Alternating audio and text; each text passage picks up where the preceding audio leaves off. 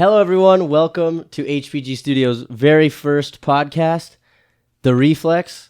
And this is our very first show featuring Jayson Raymond on Gahanna Lincoln High School's Student Council. And stay tuned to hear about the teacher strike and being a student during a pandemic.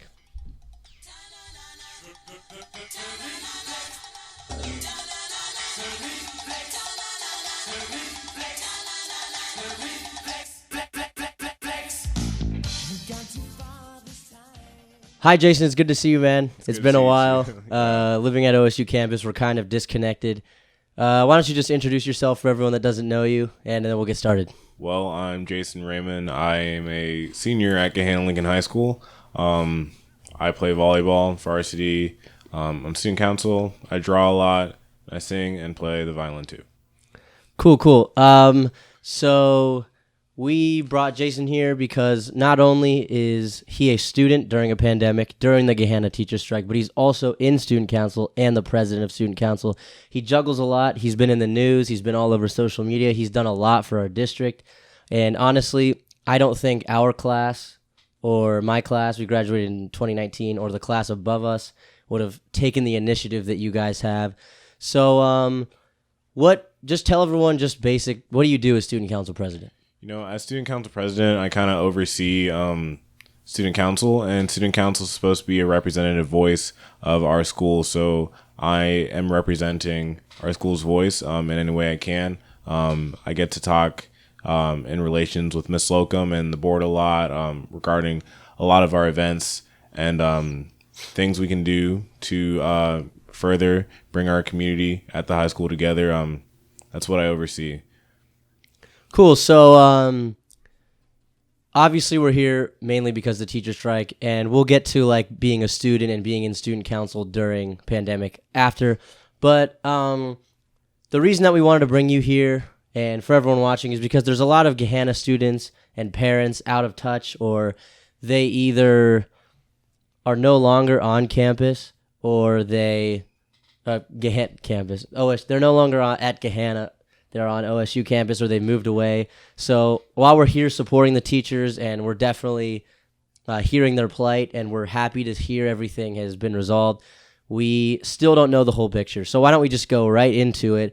So could you tell us how this started? How did everything because from our point of view, all of a sudden I was watching the news after the Browns game one day, and I saw you actually being interviewed by, and then I saw you on NBC4. So how did this start? How did everything begin? Well, you know, this school year was already crazy to begin with. Yeah, I'm sure. Yeah, there is a lot of just new rules and new things that had to be considered that not everyone was necessarily thinking about. And there's like a lot of privacy laws for teachers to talk about things. So Definitely. There's only so much students knew. But basically, students were getting the gist at the beginning of school year, and moving in the hybrid model that teachers had been working without a contract.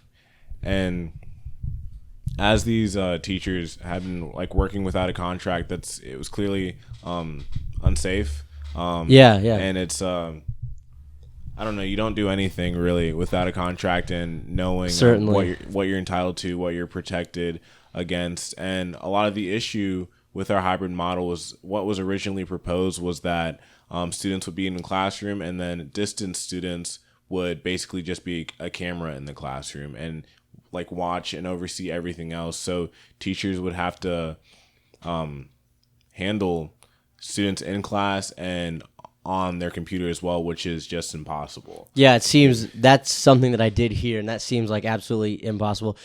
Who decided what kids would be in person or through like online, or was it up to them, or was it up to the school? Yeah, it's up to the kids and a conversation with their parents and their like personal level of safety and what they feel. I personally chose hybrid because I just wanted to see my teachers, but some people that are immunocompromised and whatnot and have family members like that at home just needed to stay home. But with the model they had, they wouldn't have been getting an equal education. Yeah, and first, it definitely seems unfair because if you're not comfortable being in person, especially if you have an autoimmune disease or something, or you just don't feel safe, it seems like you are at kind of a disadvantage. Mm-hmm. And second, what I can hear from this is that the teachers definitely cared. This is about the students, and the teachers definitely had to think about, is this fair for my students? So so there are these negotiations, right? And the teachers are saying, a lot of students are advocating, like, we don't like this kind of flawed hybrid model. How did this strike kind of materialize? How did this kind of start?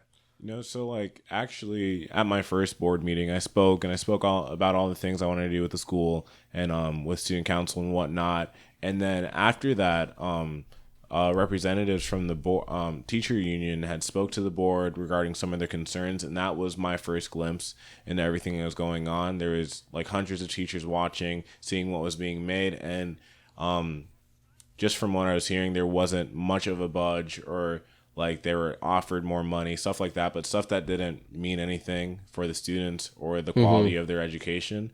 And before you know it, it is October. There's 2 weeks before we're supposed to go back in our hybrid model, and they announce that they're giving their 10-day notice to go on strike. So yeah, just to be clear, the teachers definitely, there were negotiations. There, like the union, and so about you were there witnessing this. There was an effort to try to mitigate this before it became a problem. Yeah, there had definitely been like that. I wasn't necessarily looking at or had been part of because of privacy. Yeah, definitely. There's the privacy stuff. We don't always know what's happening. Yeah, but there's was always talk of negotiations and things moving, but things not really budging on either side. So as these negotiations kind of break down, and again, we're not seeing this as it's happening. No one's really seeing it. So how does this strike try to start to materialize after the effort was made to compromise? Well, they give their 10-day notice, and it's like nobody actually goes on strike. People are going to say exactly. they go on strike all the time. For sure. And then they always listen. And it was student council. We had organized decorating the school because it was our homecoming. It was us coming home. It would have been 200 days, I think, since a kid was taught in a Gahanna Jefferson building. So, we decided we should decorate the school.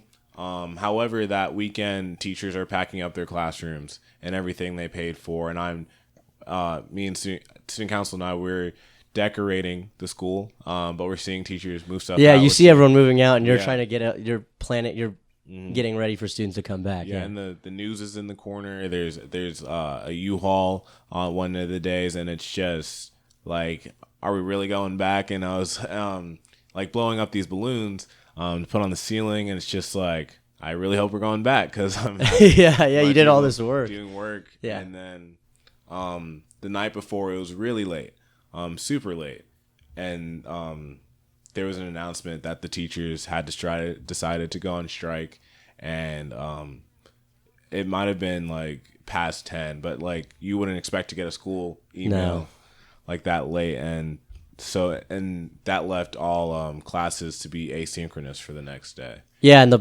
point that you said, this happens a lot. You see teachers put in their 10-day, kind of like a warning, and we've seen it in the Cleveland district area. We've seen it a lot, but it never actually materializes into a strike. And I do remember seeing it this time, or like shortly after,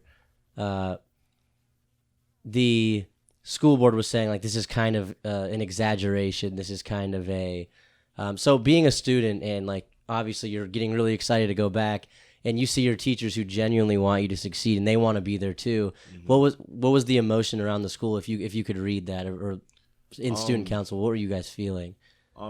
It was just insane. Like, it was just nuts. You just don't expect that of your teachers, and you don't expect it, like, with everything that happened this year, like, Black Panther can die one day. Yeah, and then the next day. Yeah, that's wild. That is insane. Crazy. Yeah. And, it's like, bad stuff happens every year, but it seemed to be a domino of several things happening in 2020, and I really couldn't fathom why it was happening. And I still I have to get in all my college apps. I still have to go to work. I still have to do all the things I do, except my school's falling apart. Yeah. And it's probably just as stressful. It's definitely stressful on the teachers because they're losing out on a lot of the benefits they would have, but also the students because, I mean, especially if you're a senior, this is your last year, and you've just touched on that. This is what I was going to say. It's like that is a lot of responsibility during a pandemic. Students and teachers trying to get everything together, and it's just chaotic. So I saw you on the news often. As this strike began to materialize, we saw students out there with the teachers. Mm-hmm. And how long did this go on? Because it was I know it started in the morning till like very late. How long did this go on for? Yeah, so I believe the teachers got out there like a regular school day, so like 7. But the first few days they stayed out to 5. One day it rained, stayed out to 3. But they were there for 8 hours, or like at least 8 hours a day. That is insane. It was super insane, and just so much like salary being lost, in the district saying so much money, and it's like we understood they weren't doing it for like selfish intent. Certainly. Yeah, we could see that.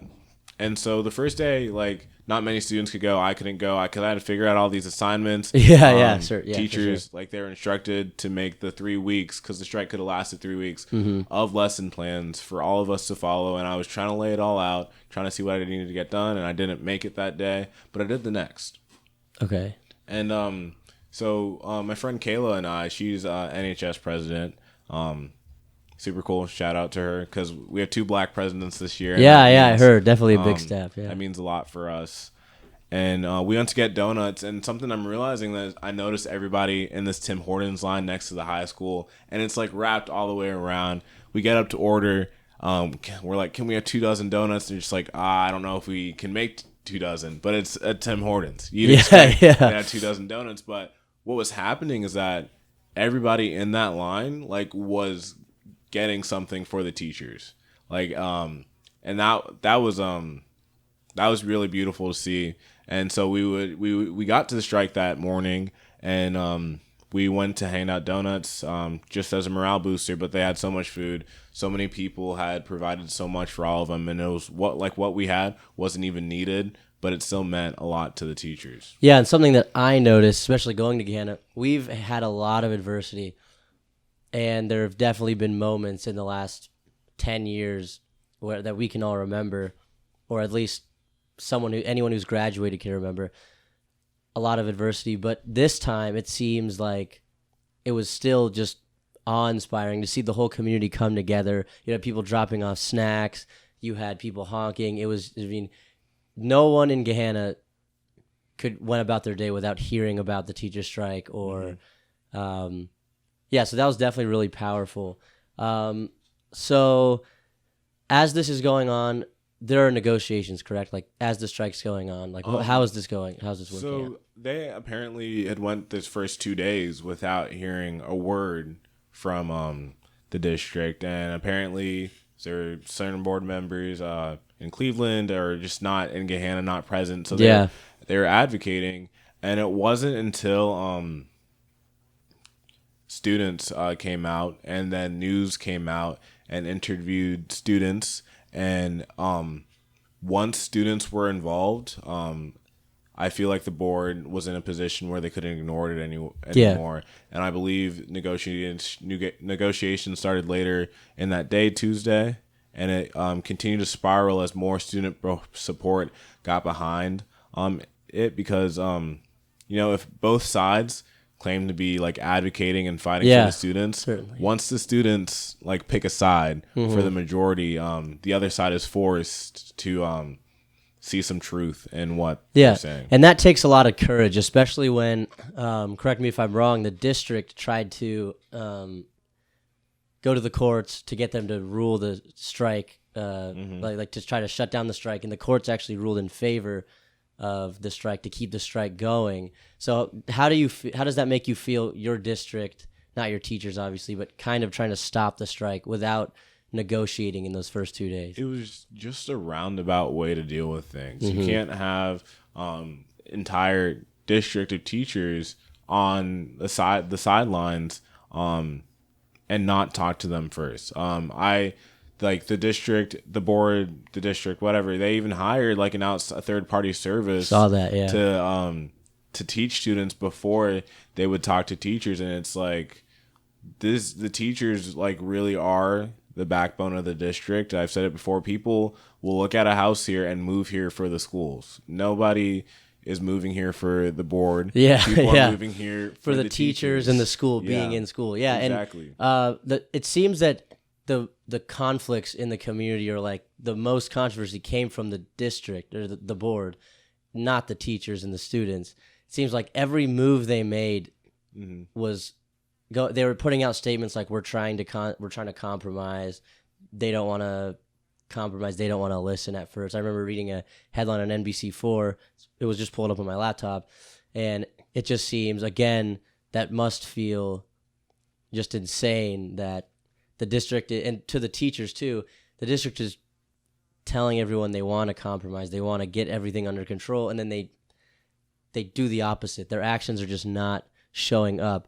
So back to the negotiation progress, where were the first, like, when did everyone start to see a little bit of progress? When was everyone like, well, we may be going somewhere now?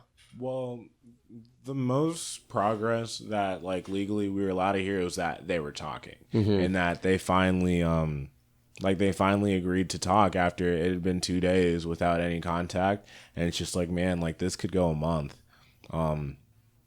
But again, like once students got involved, they didn't have that option anymore. Yeah, so we definitely don't know day by day what was negotiated, because that's just how the union works, and that's how the negotiations work. So what day, do you remember what day they reached an agreement? They hadn't reached an agreement like actually until like the Sunday. But what had like really happened was there was a board meeting on Thursday that I got to speak at, and that was that on Zoom? Yeah. I remember seeing, talk about that. Yeah, I got to speak at that and like really voice as many concerns as I could as a student. And it was I was blessed to have this platform as student council president and this like grid square, and to have space to speak for 10 minutes and really get out there and not take thank yous and like, oh my God, you're so well spoken and stuff like that. For it just wasn't acceptable at the place we were, and I just knew too many students that were hurting, too many students that that were struggling with everything going on and still trying to be a student and have their social life and do all those things. I knew too many students that were going through those things to not speak on everything I believed in with every part of my body. Yeah, so this was the core of where you were speaking from, your motivation, like everything that you were saying based in your knowledge that there were students that were really stressed out and this needed to be resolved right away. So that Sunday, they reached an agreement. What came out of all this? What was the ultimate agreement? Because you guys it's resolved now. Yeah. So basically, right now, teachers they are able to choose whether their students need to join a live stream or not on that asynchronous day that they're off, based on like their hybrid schedule. It takes a lot for safety issues and like just equal education. It gives teachers more time to focus on each class instead of trying to multitask and juggle everything like they were originally asked to do. And with the asynchronous work, students, like, they have time to catch up. They have time to work on their own, time to ask questions. And the next day, it's so much better for everybody's like physical sanity as well as mental health. Just getting through everything. Yeah, and one thing that I missed, so I don't know I don't remember what sports. During this time, coaches that are also teachers, they're in the strike. So does that mean that athletics were halted as well? Like they weren't going to practice? Many, I know at least like cross country had like assistant coach that wasn't like affiliated with the district that could still like do oversee the games and whatnot. So sports still happened. It was just sad because teachers that were coaches weren't even supposed to sit on the sidelines, and I know that was heartbreaking for a lot of them. But again, like that sacrifice that we saw from the teachers, that's why I believe so many students stood behind them, because we saw sacrifice, and we couldn't see that in the board because they were sitting in their offices. They weren't on the lines. They weren't talking for a few days. We didn't know, but we do know was the sacrifice that the teachers gave for us. Yeah, and we definitely know every issue is two-sided. What would you say to people that are saying, well, the teachers should have just sucked it up and gone back. They should have just taken one for the team. What would you say to those people? You went through it. You're a student. You know your teachers. What would you tell them?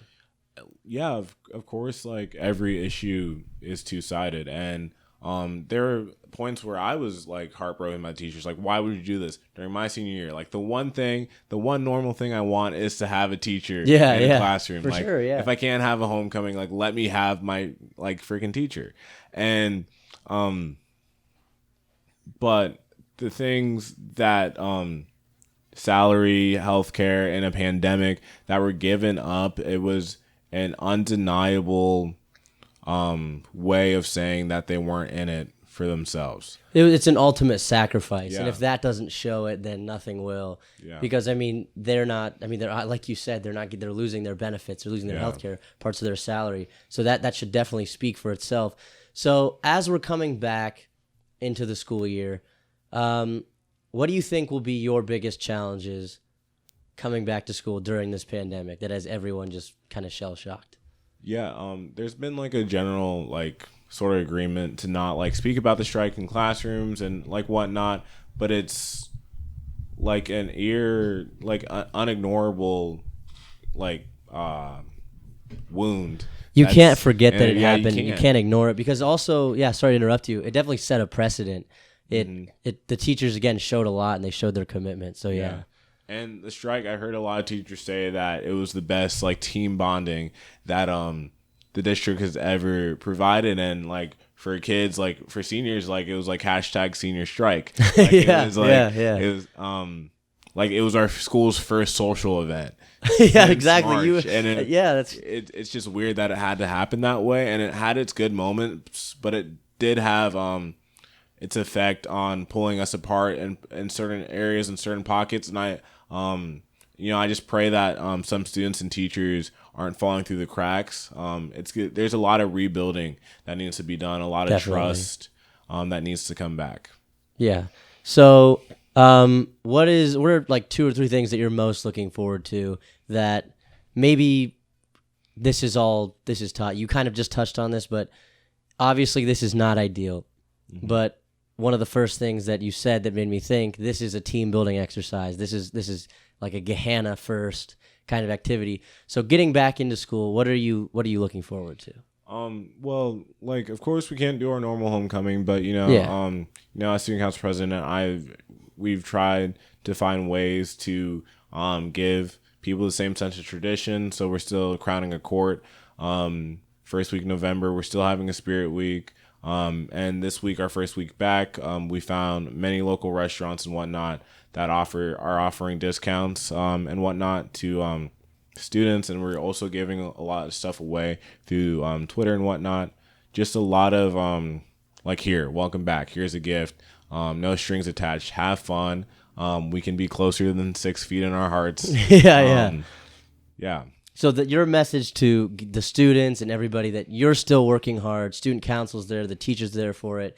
You're still going to be able to, you're going to throw something and it's still going to be enjoyable with safety measures in place. Yeah, we're doing everything we can. We're thinking incredibly outside the box. Like student council president, there's a blueprint. There's definitely a blueprint to it, and you can look to your last year's leaders. You can do that, except for this year. Everyone and my officers and students as well, like have had to be extremely versatile, and I'm so thankful that they are, and I'm so thankful that when I throw a crazy idea out there, it bounces back in a rational way, and we're still doing everything we can for our district. Yeah, so we want to thank Jayson, but first we also want to give our support to Gahanna as a whole, the teachers, the board. We're glad that a decision has been reached, and without kids like Jayson, there may never have been a timely compromise. And a lot of criticism in my growing up, my freshman, sophomore year, was that student council doesn't really, they didn't always represent the students. I don't know if that's true, but it is undeniable that student council and the student council president, Jayson, have done absolutely everything they can, and they've set an amazing precedent, along with the teachers, to bring Gahanna into a new age of hopefully emerging into a new age after COVID, unified. And we want to wish Jayson the best of luck, and all seniors out there and everybody in high school who have to go through this pandemic. Anything you want to say? Thank you for having me. It No means problem. a lot. Sure. This is my first podcast experience. It's our first show too. Yeah, I kind of used to do a podcast in freshman year. I just recorded on my phone. It was just for myself, but it's kind of taken me back. And at Gahanna Lincoln and GLH, Cannon Jefferson community, we love to say one pride, one family. Definitely. And this year we're moving closer than we ever have before to it. Yeah, and you're definitely a creative guy. You're good at this. Thank you for coming on. And don't forget to, if you're in the Gahanna area, don't forget the time that the students and the teachers have put in. And we wish everyone a safe return. Again, thank you to Jayson Raymond, our student council president of Gahanna. Make sure to check out our YouTube, HPG Studios, and we will have more podcasts shortly. Follow us on Instagram, HPG_614. Again, thank Jayson one last time, and have a good weekend.